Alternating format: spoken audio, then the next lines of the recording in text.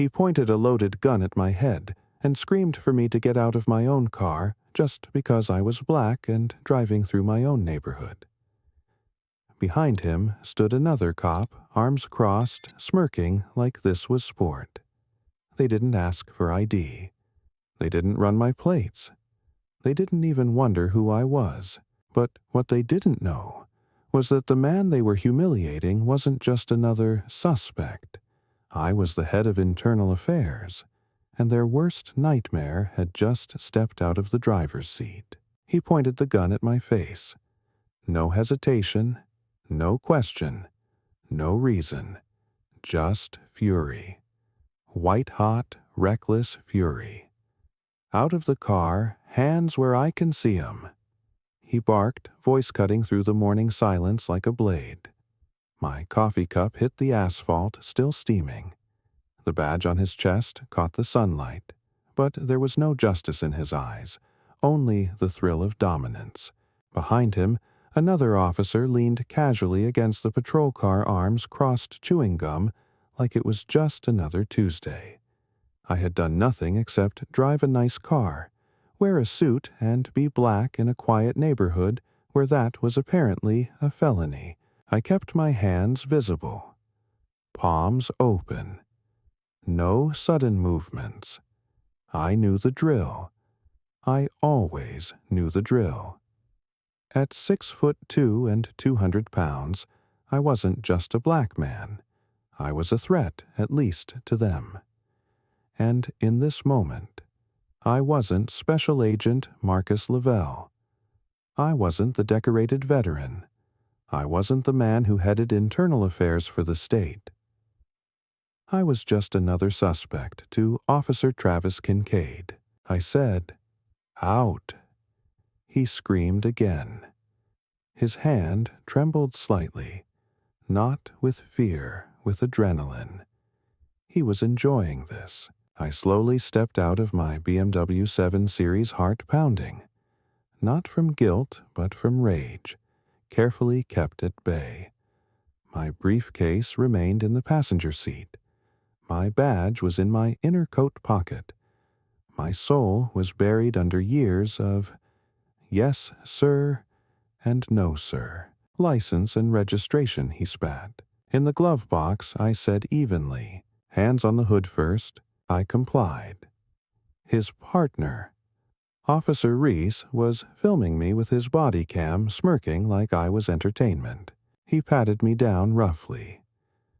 "What brings you to this neighborhood, huh?" he asked, like it was a trap. "I live here," I replied. That truth always sounded like sarcasm to people like him. He chuckled. "You live in Glenridge Hills." He looked over his shoulder at Reese. "Bet the HOA loves that." I looked up slowly, locking eyes with him. "You don't need to do this," I said, but it was too late.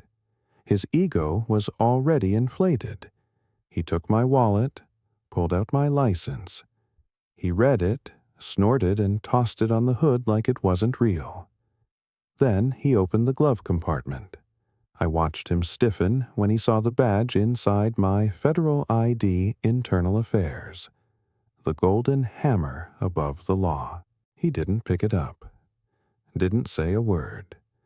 For the first time since the stop, he was quiet. Reese moved in beside him, reading it over his shoulder. "Is this real?" Reese asked. "I guess you'll find out," I said coldly. Kincaid straightened up.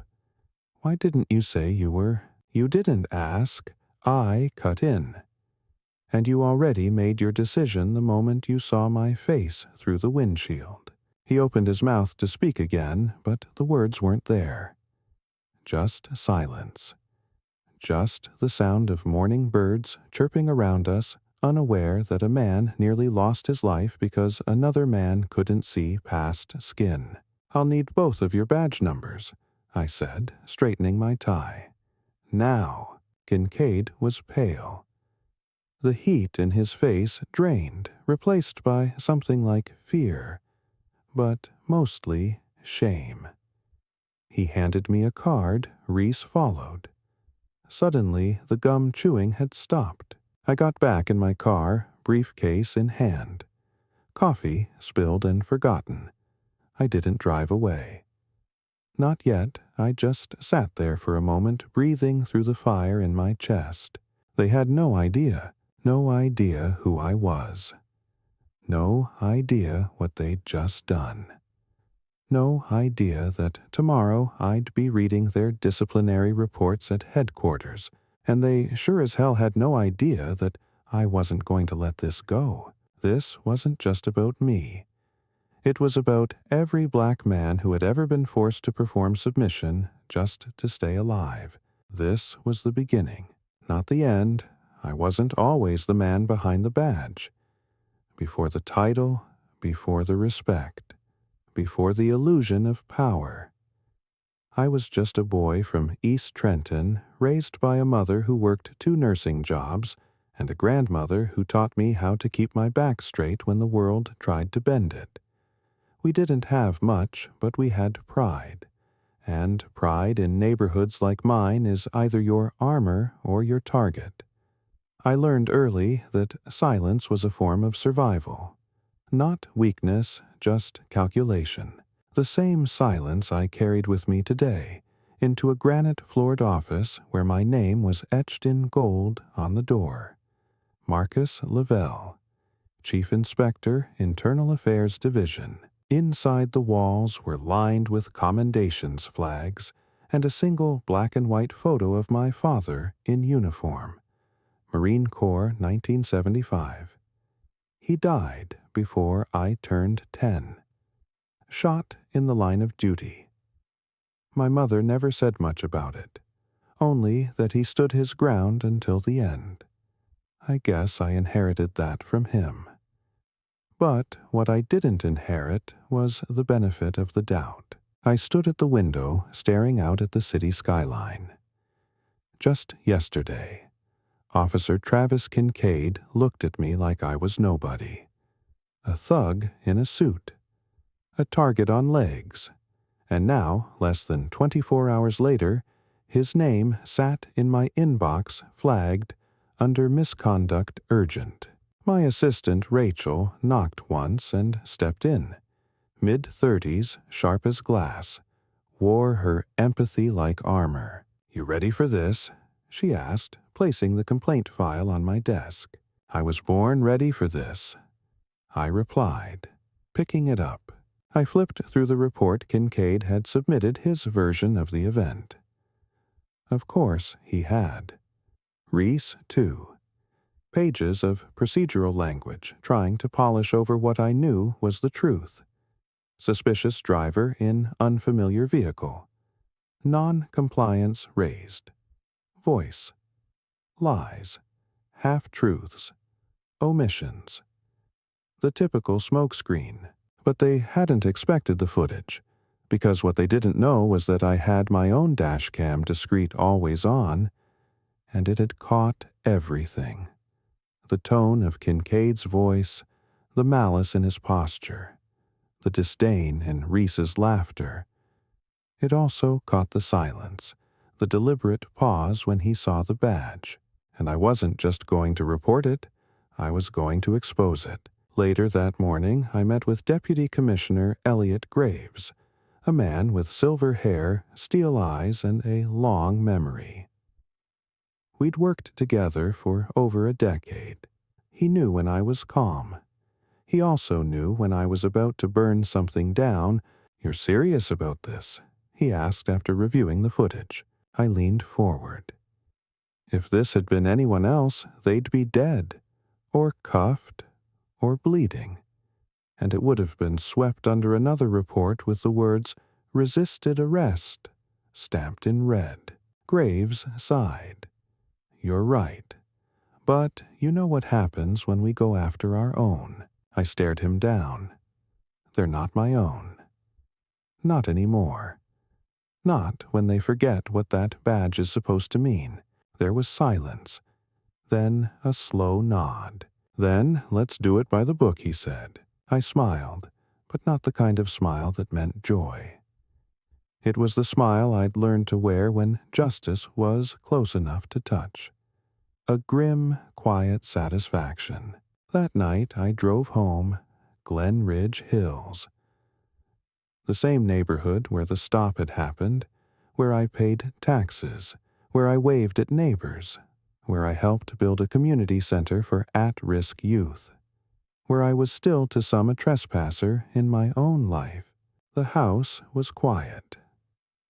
My wife Leanne was in the kitchen humming while stirring soup.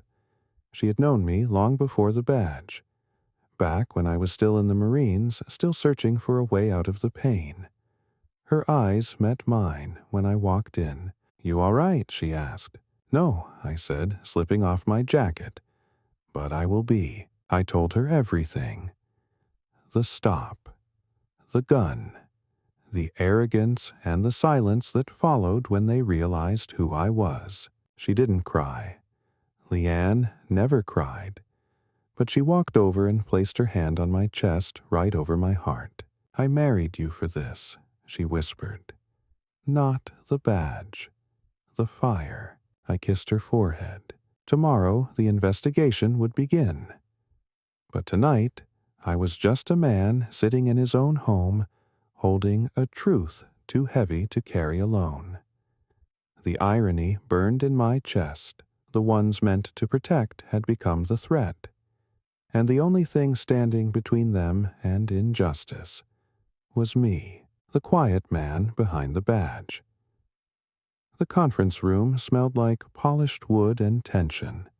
I sat at the head of the long oak table, the emblem of internal affairs glowing faintly behind me, reflected in the glass wall.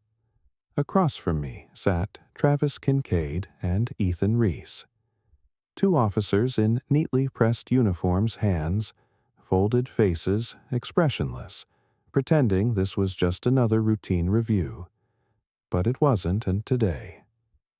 Today, the sheep's clothing was gone, and I was staring directly at the wolves.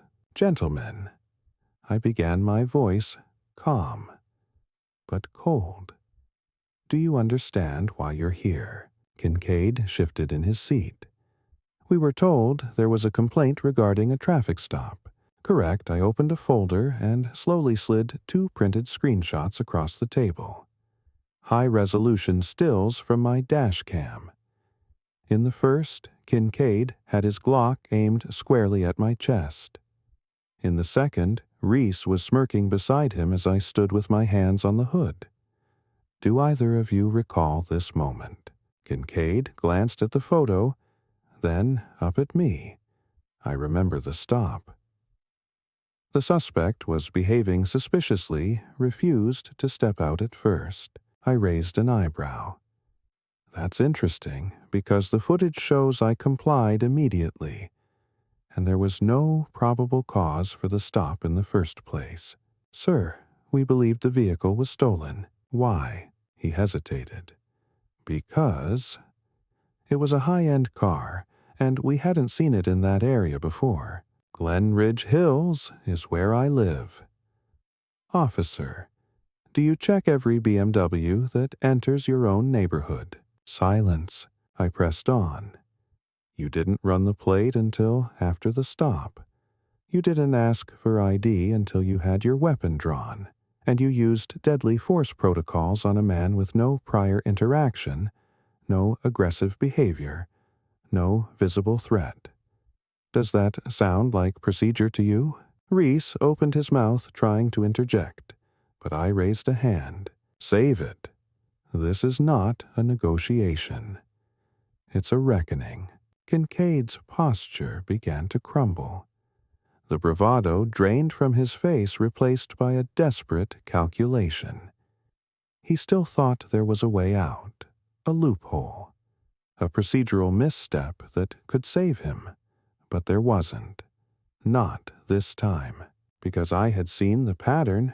Kincaid had 4 prior complaints, all unsubstantiated because no video existed. But now there was proof. Undeniable, unedited, unforgiving, and Reese. He was complicit in every one of them. He laughed while people were humiliated. He let it happen, covered for it, enabled it. They weren't outliers. They were symptoms of a disease, and the department had been treating symptoms instead of confronting the cause. I stood up, walked slowly to the screen behind me, and tapped a remote. The video began to play silent at first. Kincaid shouting, me complying, Reese laughing. Then, the moment the badge was seen, the instant the game changed. The sudden fear in their faces. It played twice. I let them watch themselves become what they truly were. You didn't see a citizen, I said, voice sharp. You saw a stereotype, a threat, and you acted on it. Kincaid's jaw clenched. With all due respect, sir, you don't have my respect. I cut in. Not after what you did. Not after what you've done before. Reese looked panicked. We didn't know who you were. I turned to him slowly. You shouldn't have to know who someone is to treat them like a human being. There it was. The crack in their foundation. The moment they realized they weren't invincible. That the system they'd relied on to protect them was finally turning inward. Deputy Commissioner Graves entered then quietly and handed me a sealed folder. I opened it. The Internal Review Board findings. Thorough, brutal, final. Effective immediately, I said. You are both suspended pending formal termination hearings. Your weapons, badges, and access are revoked. Your conduct will be reviewed for potential civil rights violations. You are not to speak to any member of the press or return to precinct property. Kincaid looked like he'd been hit. You can't do this. I just did. He stood up suddenly, knocking the chair over. This is political. It's a witch hunt. I stepped forward, nose to nose. No, a witch hunt is when innocent people are targeted. This is justice, officer. The kind you've dodged for far too long. Security entered, flanking the room. Reese said nothing, just dropped his badge onto the table with a soft clink that echoed like a funeral bell. As they were escorted out, I turned to the mirror wall. I knew people were watching, peers, leaders, rookies who still believed in the badge. I hoped they saw what happened. I hoped they understood what it meant. I wasn't cleaning house, I was tearing out rot.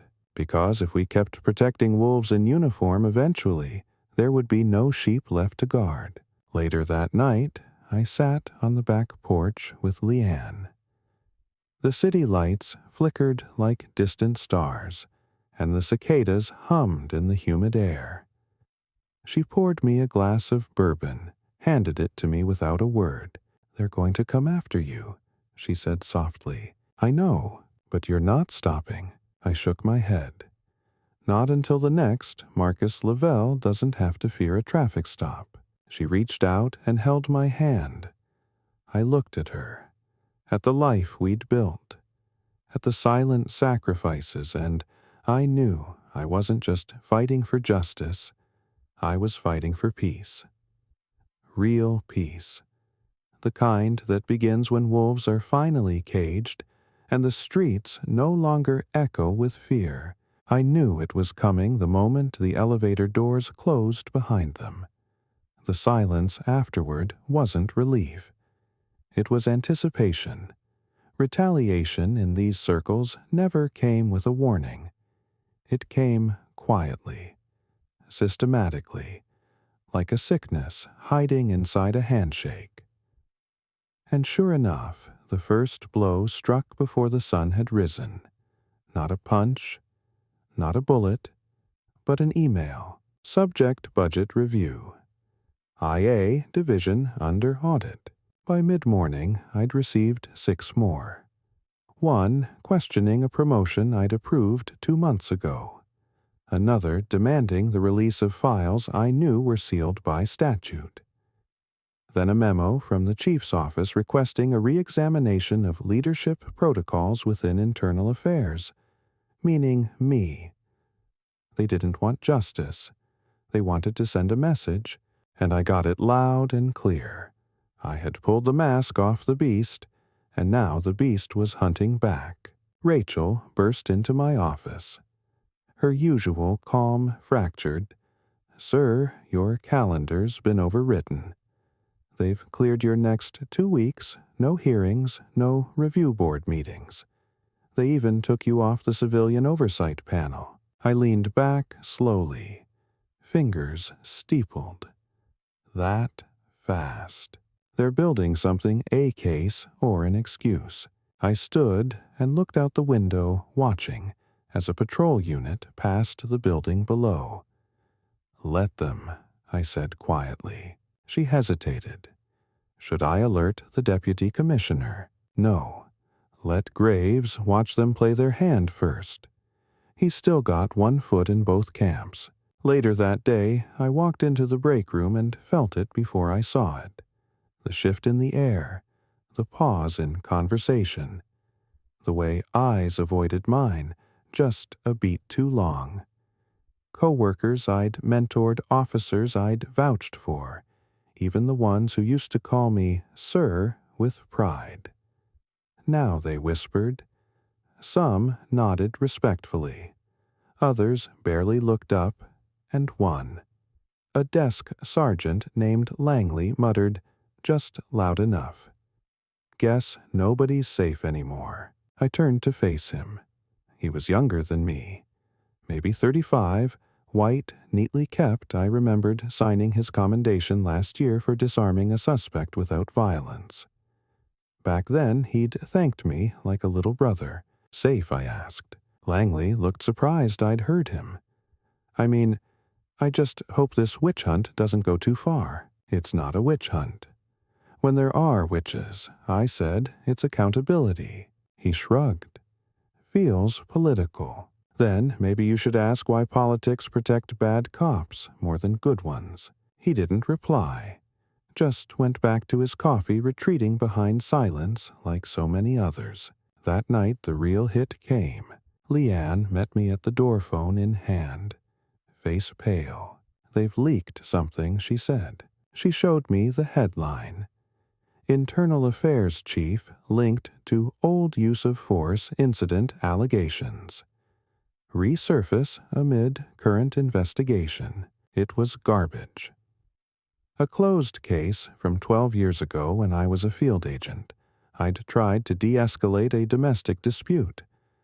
The suspect charged I used non-lethal force, and Internal Affairs, ironically, had cleared me of wrongdoing. But the article twisted. It quoted unnamed sources, cast doubt where there was none. My photo was front and center, and the comments, brutal, racist, threatening. They wanted me off balance. They wanted me afraid. Leanne looked up at me. "What are you going to do?" I walked to the bookshelf, pulled out the original case binder. It was thick. Documented, cleared. I held it up. "I'm going to bury them with the truth." The next day, I walked into the commissioner's office unannounced. Graves was already there, reading the same article, jaw tight. "You saw it," I said. He nodded. "They're scared." "Good. But they'll come harder now." "You sure you want to do this?" I looked him dead in the eye. I've never been more sure of anything in my life. He handed me a file. "Then you should see this. Kincaid has a lawyer. A loud one. Claims racial bias, says this is a vendetta." I laughed once, sharp and bitter. He's trying to flip the script. He's going to hold a press conference. Let him. I'll be holding a tribunal. The hearing date was set. I summoned my witnesses, subpoenaed old reports, pulled body cam footage from past stops, ones that had been buried, redacted, misfiled. the pattern became clear. It wasn't just me. It was dozens of others. A black teenager cuffed for jaywalking. A Latino father forced from his car in front of his child, a Sikh man, detained for suspicious behavior while walking his dog, and in every case Kincaid was there. Reese, too. Wolves always circling. But this time the shepherd wasn't asleep. One evening I received an envelope at my front door. No return address. Inside was a note handwritten in shaky cursive. They did the same to my son. He didn't survive. Thank you for not staying silent. Beneath it, a photo. A young black man in graduation robes. Smile like sunlight. Gone now. I sat with the letter for a long time. Longer than I expected. My hands trembled. Not with fear, with resolve. I had been fighting for justice on paper. But now I was fighting for ghosts, for the unseen, for the unheard, for the families who never got an answer. Just a casket. The next morning I shaved, put on my full-dress uniform, polished the badge until I could see my reflection in it. I walked into headquarters and nodded to every officer, every staffer, every soul watching the storm unfold. They thought they could break me, but they didn't know who I was. Not just the man behind internal affairs, not just the black man in a blue suit. I was the storm. The room was colder than usual, emotionally, not physically. The kind of cold that settles in when everyone knows something irreversible is about to happen. The tribunal was set inside the downtown civic center chosen for its neutral jurisdiction. Public access media allowed cameras ready. I sat at the table to the right in full-dress uniform badge, gleaming, flanked by a legal advisor and two veteran investigators who had seen more cover-ups than courtrooms. Across the room sat Travis Kincaid, wearing a smug blue suit like he thought he was the victim of the decade. Ethan Reese was beside him. A human shadow lips pressed in a thin line. Between us stood truth coiled sharp and waiting to strike. The lead adjudicator, an older black woman named Judge Willa Stanton, took her seat behind the raised dais. Her expression was carved from granite eyes, steady behind bifocals. She didn't smile. She didn't blink. She just looked at us like we were both defendants. And maybe we were me for breaking silence, them for weaponizing it. Proceed, she said. My legal advisor, Mr. Alden, began with precision. Your Honor, today, we are not just reviewing the conduct of Officers Kincaid and Reese. We are holding a mirror to a pattern long ignored.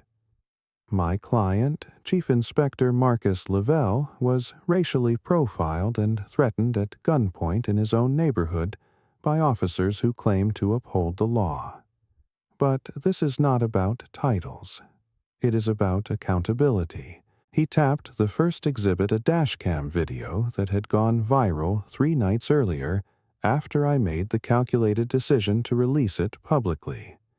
I had debated that move for days. But after the leak against me, I knew the gloves were off. The footage played Kincaid's voice snarling commands. Reese laughing. My calm compliance. The moment they saw the badge, the moment the facade cracked. The tribunal was silent, no coughs, no movement. Just that heavy, suffocating truth replaying on every screen. Kincaid's lawyer, a man named Briggs, leaned forward as soon as it ended. Your Honor, he said, voice tight with practiced outrage. This is entrapment. My client was not aware of Mr. Lavelle's identity at the time. He was acting on instinct officer safety. Judge Stanton raised a brow. Instinct based on what? Suspicious vehicle, unknown driver area recently affected by theft. And what part of that warranted a drawn weapon before identification, she asked flatly. Briggs faltered. My turn. I stood. No notes, no theatrics. I could have died that morning, I began, because I fit a profile, not one based on actions but on color, on presence, on the fear men like Officer Kincaid carry but will never admit. That fear almost pulled a trigger. That fear almost orphaned my children. I let it sit in the air. My badge should not have saved me. My title should not be a shield against injustice. Every person stopped, questioned, or killed by this kind of policing didn't have my badge, and some of them never made it home. I paused and held up a photo, the one from the letter I'd received. The young man in graduation robes. This is Devin Ellis, 18 years old, shot in the back during a routine stop by Officer Kincaid 3 years ago. Case closed due to lack of evidence. Until now. Gasps echoed in the gallery. Kincaid stiffened. Reese looked down. We found the missing dashcam file. I said it had been misfiled, and it paints a different picture. The screen changed. A car parked Devin, stepping out, hands visible. Kincaid shouting, Devin, backing up. Then a shot. Then silence. No weapon, no threat, just a boy and a bullet. Judge Stanton inhaled sharply. Why was this not reviewed before? I turned to her voice steel. Because the wolves were guarding the door. Briggs shouted objections, called it prejudicial, irrelevant. But the tide had turned. The footage, the evidence, the testimony from 3 other victims of misconduct, all real, all documented. The room wasn't neutral anymore. It was electric with revelation, and then came the final blow. Reese stood up, voluntarily. I want to say something, he said, voice low. His lawyer tried to stop him, but Stanton allowed it. Reese cleared his throat. We crossed lines, we cut corners. Kincaid, he always pushed it. But I let it happen. I laughed when I shouldn't have. I covered when I should have spoken up. That morning I didn't stop him, and that makes me guilty too. Kincaid turned on him. What the hell are you doing? Reese kept going. He said Lavelle was just another cocky black guy in a suit. He said if we didn't keep people like him in check, the whole department would go soft. That's who we were, not protectors, enforcers. And I was too scared to admit it until now. The room erupted. Kincaid lunged at Reese, shouting. It took 2 security guards to restrain him. Cameras flashed. Reporters scribbled. The truth had detonated, and the wolves had begun to turn on each other. Hours later, the verdict came down. Officer Reese. Resigned with full cooperation pending community restorative action. Officer Kincaid. Terminated with immediate effect. Under federal investigation for obstruction, misconduct, and wrongful death in the Devin Ellis case. The chamber stood in stunned silence until someone clapped, then another, then the whole gallery. But I didn't smile. I didn't celebrate, because it wasn't a win. It was a reckoning. Long overdue, and Devin Ellis still wasn't coming home. That night, I walked outside the Civic Center. Reporters swarmed. Questions rained. I answered none. Instead, I pulled out my phone and texted one word to Leanne Dunne. She replied immediately. Not done. Just started. And she was right, because tomorrow I'd be back at my desk, not to rest, but to make sure there were no more wolves hiding behind badges. The morning after the tribunal, the world felt different, but only on the surface. Headlines screamed justice. My inbox overflowed with congratulations, media requests, and cautious endorsements from officials who'd stayed silent until the crowd picked a side. But under it all, I felt something heavier than victory, something colder. The price. My office had been swept for bugs the night before, just in case Rachel arranged it without me asking. She didn't need to. We both knew when you speak truth to power in law enforcement, you don't make enemies. You reveal who your enemies already were. They didn't need to threaten me. Their silence did enough. Phones that used to ring with collaboration stayed quiet. Faces that once smiled now passed like strangers in the hallway. Even within internal affairs where justice was supposed to be creed, I could feel the distance men and women pulling away from me like I was radioactive, because I had done the one thing they feared more than exposure. I had survived telling the truth. It was around noon when the threats started. First, a letter slipped under the office door. No return address, no signature, just block letters scrawled in ink. We know where your kids go to school. Rachel found it before I did. She paled. I didn't. I'd seen worse in war zones. But this time it wasn't a battlefield. It was home. It was my family. I contacted Leanne immediately. She stayed calm as she always did, but I could hear it in her voice, that edge, that silent inventory of exit plans, school pickup changes, protective circles tightening around the children. We'd been prepared for this. But preparation doesn't make the fear less real. Deputy Commissioner Graves met me in a secured room that evening. No aides. No notes. They're panicking. He said that tribunal wasn't just a courtroom, it was a damn mirror. And a lot of people didn't like what they saw. You think it came from inside? He looked at me with tired eyes. You already know the answer to that. I nodded once. He sighed. Look, I've been in this department 38 years.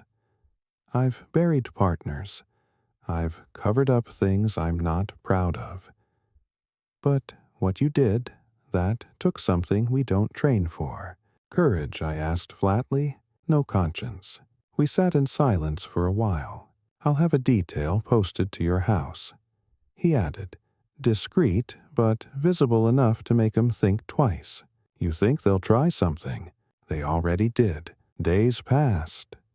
The story spread, national media picked it up. Civil rights leaders quoted my speech from the tribunal. Protesters outside the courthouse held up signs with Devin Ellis's photo. I received over 200 emails from officers around the country. Black, Latino, Asian. Thanking me. Telling me they'd seen it too. Lived it. Been silenced by it. But not all messages were supportive. My office was vandalized overnight. Traitor spray painted in red across the glass. Surveillance missed it. Of course it did. A local radio host called me.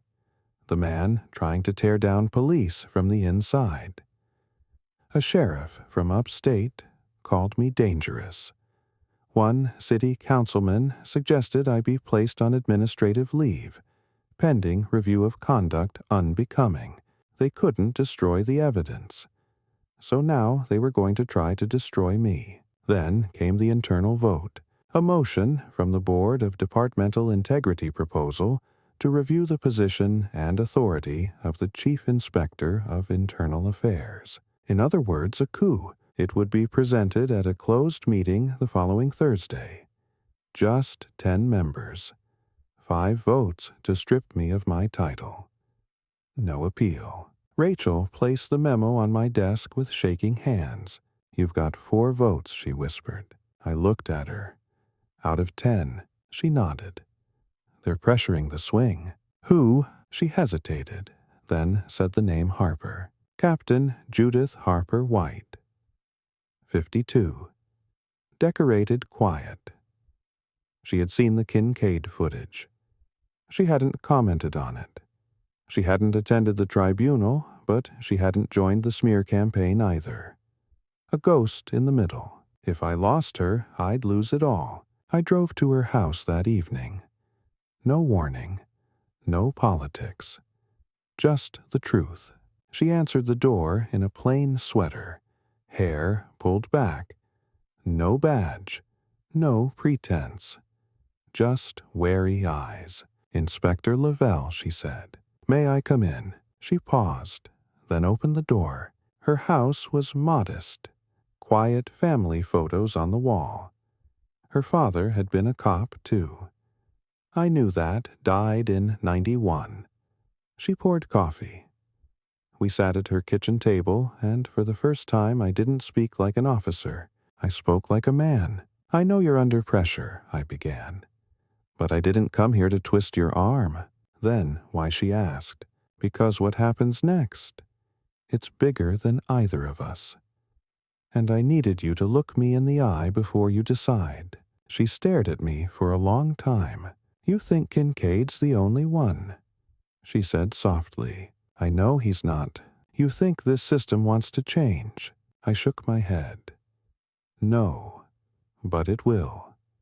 One name at a time. One badge at a time." She leaned back, looked away. Her knuckles turned white around her coffee cup. "My brother left the force 5 years ago." She said, after someone painted a swastika on his locker, he was gay. He asked for help. No one came. I didn't come. She blinked back something old, something raw. I let the system teach me silence. But watching you speak at that tribunal, it reminded me of him. Then she stood. "You've got my vote." That Thursday, the vote was called. 10 names, one by one, 5 in favor of removal. Then Captain Judith Harper. No retain, 6-4. I stayed, and they knew they'd lost their shot. But I didn't smile, because staying was just another battlefield. One I would now have to defend every single day. The morning after the vote, I arrived at headquarters before sunrise. The building sat in a rare stillness, drenched in soft gold from the city's first light. The glass doors opened without resistance. The security guard at the front nodding silently. He didn't look away this time. He looked me in the eye. Respect, recognition. Not for my rank, but for my stand. Inside my office, the red spray paint was gone. The glass cleaned, the nameplate shined.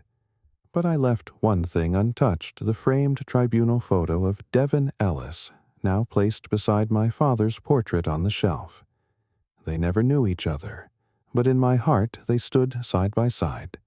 2 men taken by systems that were built to serve but taught to dominate. I sat down, opened my inbox, and saw a single flagged message. Subject: "I'm sorry," from Ethan Reese. I hesitated, then clicked. I don't expect forgiveness, but I've resigned from the force permanently. I've volunteered to speak at community outreach forums about racial bias in policing. If you ever need someone to testify to stand to speak out, I'm done hiding. Thank you for not letting me walk away unchanged. It wasn't redemption, but it was something close to the beginning of it. Rachel knocked and entered with her usual no-nonsense rhythm.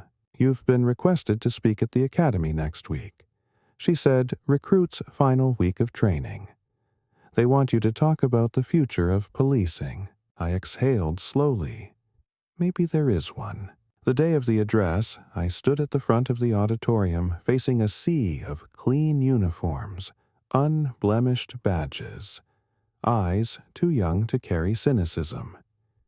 Yet, I looked at them and began without ceremony. "I'm not here to tell you how to be cops. I said. You'll learn tactics, you'll learn policy.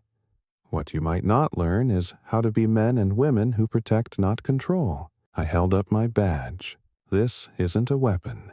It's a promise to serve, not dominate, to listen, not assume, to stand for the voiceless, not above them. I paused. I survived a stop that could have killed me. Not because I had this badge, but because I knew who I was beyond it. But most people don't get that chance. Devin Ellis didn't. His name won't be in your textbooks, but it should live in your conscience. Silence. A few lowered eyes. One hand over a heart. I ended with one line. Don't just wear the badge, deserve it. Weeks passed. Then months. Kincaid was indicted. Not just for Devin Ellis, but for obstruction, falsified reports, and a host of buried misconduct. His trial made national news. When the verdict came guilty on all counts, a cheer rose outside the courthouse like a prayer finally heard. I didn't attend the sentencing. Instead, I visited Devin's mother. She lived in a modest apartment, 2 bus rides from downtown. I brought flowers. She brought silence. I'm not here for thanks, I said. Just to tell you, your son mattered. He still does. She looked at me, eyes heavy but dry. You gave him back to me, she whispered. Not in body, but in truth. That night I went home to Leanne. The kids were asleep. The world, for once, was quiet. She stood in the kitchen, pouring tea. I walked in and wrapped my arms around her from behind. It's over, I said. She leaned into me. No, it's just beginning. Glenridge Hills changed slowly, but it changed. The precinct received its first civilian review board, led by both officers and citizens. Mandatory dashcam audits were enacted statewide. Recruit classes now featured cultural bias immersion, not just sensitivity slideshows. And on one quiet morning, the street where Devin was killed was renamed Ellis Way. I stood beside his mother at the sign unveiling. No speeches, just names carved in metal. Names that meant something now. One Saturday afternoon, I was walking with my son, 9 years old, brilliant, wild, free. He stopped to pet a police horse posted near the park. The officer holding the reins bent down to his level, smiling. Want to sit on it, he asked. My son looked up at me. Can I? I nodded, heart pounding. The officer lifted him gently, careful, kind. That officer was black, and young, and wearing a badge the right way. My son looked back at me from atop the horse and shouted, Daddy, I can see everything from up here. I smiled through tears. Yes, I whispered. Now you can. Epilogue. The message. If you live in a town where silence protects the powerful, don't stay quiet. If you wear a badge, wear it for all.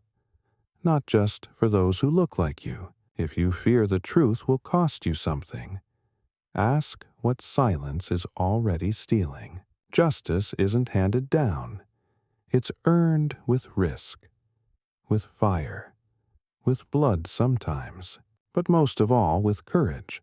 Not the kind that runs toward bullets, but the kind that stands up, even when your brothers in blue turn their backs.